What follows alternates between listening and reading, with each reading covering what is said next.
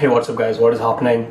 Welcome to my channel. This is Praveen, your coach from CreatineCurves.com, and today we're going to do our first supplement review, and we're going to pick the supplement which is probably the most research supplement out there. It is Creatine Monohydrate. That's right. So in the course of the next few minutes in this video, we'll be learning what exactly Creatine Monohydrate is, why you should take it, should you be taking it, is it beneficial for you, how you should be taking it, how much you should be taking it, when you should be taking it, and are there any side effects, if any, what you should be doing to avoid those side effects. So let's take on this video guys. Stay tuned. I'll be discussing with you guys the benefit and the total review of Creatine Monohydrate.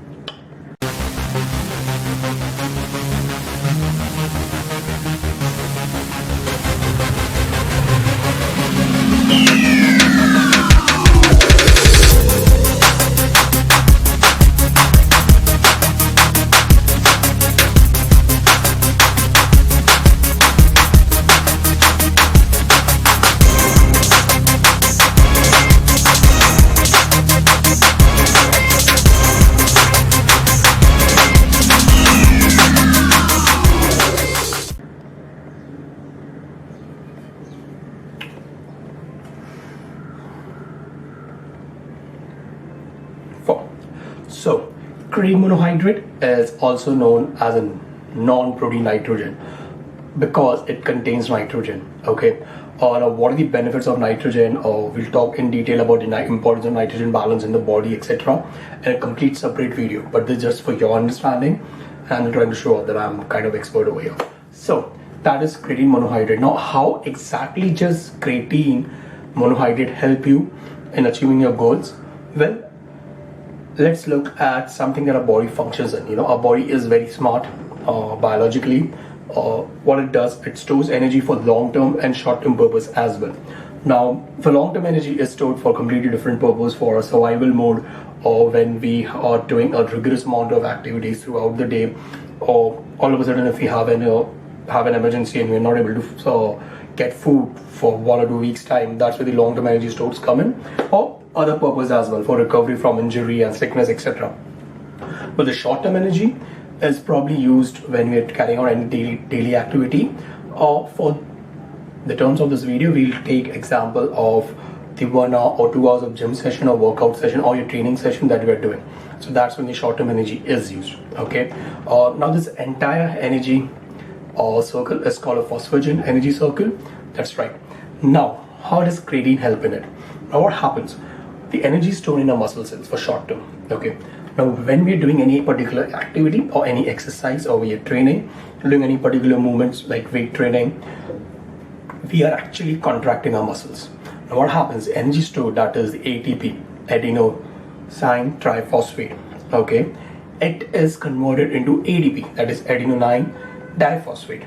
Okay, and hence this enables us to carry out that particular activity in time. Now, our body will have a continuous requirement of this ATP in order to be enabled to carry out the activity for a longer duration and more efficiently. This is where creatine comes in. Creatine helps the body to complete this circle. The ATP, which is converted into ADP because of muscle contraction, with the help of creatine, is again converted back into ATP. Okay. Now this makes sure that the body has ample amount of bundle of energy to carry out the activity. Now let's take an example. You're doing heavy lifting. Now it is tiring. When you lift heavy weight, it is more tiring. When you see a powerlifter training, he will lift heavy weights, but he will not be doing a lot of repetitions. Okay, it is tiring. So this process of completing the energy circle of phosphagen cycle of converting the ADP into ADP and ADP back into ATP continuously enables the body to have enough energy to carry out or lift that weight, the heavy weight, with the same amount of intensity, and it also helps to recover well in time, so that we are able to carry on the next set as well with the same intensity. Now this make sure that our workout is full intensity, we are able to carry on more weight, we have more strength and energy left in our body to do that activity or train well. And creatine also helps in the next process, which is recovery for the long-term period. Now let's take an example. Once we've done the training, okay, we have actually broken down our muscles, well done. Now the body is in a process of recovering. The particular muscle group that you worked out is in a process of recovering, and it recovers for the next 24 to 48 hours. Okay, this is where the long-term stores of energy comes into play. Now again, creatine is the same thing. What it does in the short term or energy stores, it helps the body to recover well in time. Okay, this makes sure that our muscles are recovered. We get up the next day and we're able to carry on the next gym session or the next weight training or the next training session with the same intensity.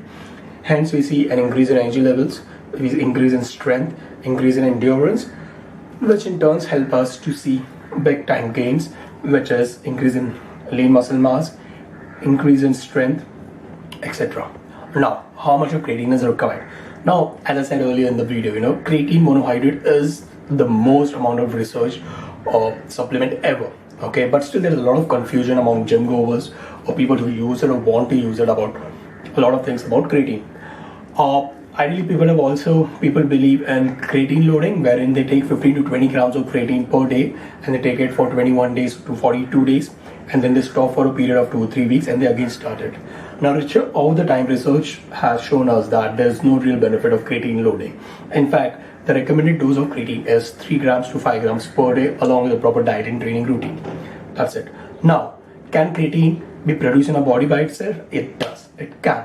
It uses amino acids like arginine or glycine and methionine to produce enough amount of creatine. Okay. We can also get it from food sources like meat, fish, chicken, etc. That's one reason why people who are vegetarian or vegan will have a problem in completing the creatine requirement, and that's why supplementing creatine monohydrate is recommended 3 grams to 5 grams per day. Now, when you should be taking it? Realistically, creatine has been looked over the years as a pre-workout supplement, but again, research over the years has shown us that it's not really beneficial, or it doesn't really matter when you take the creatine. Okay, so I personally prefer taking creatine monohydrate post-workout along with a scoop of my whey protein.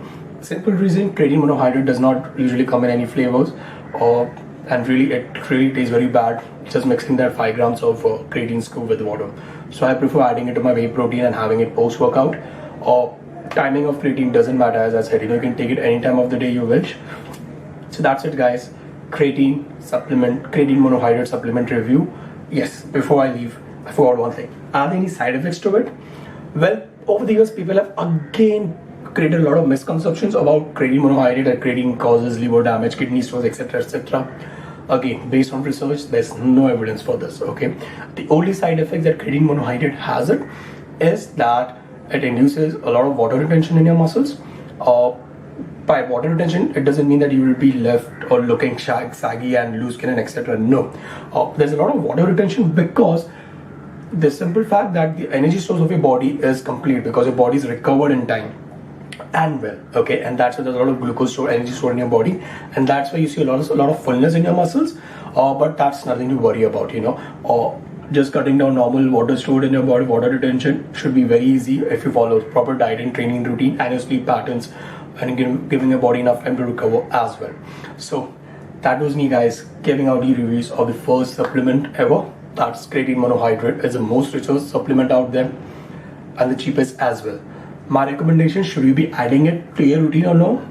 Well, if your goal is to build lean muscles, develop strength, endurance, and increase the intensity of athletic performance, you should be adding creatine monohydrate just 3 to 5 grams a day, okay, in your daily routine.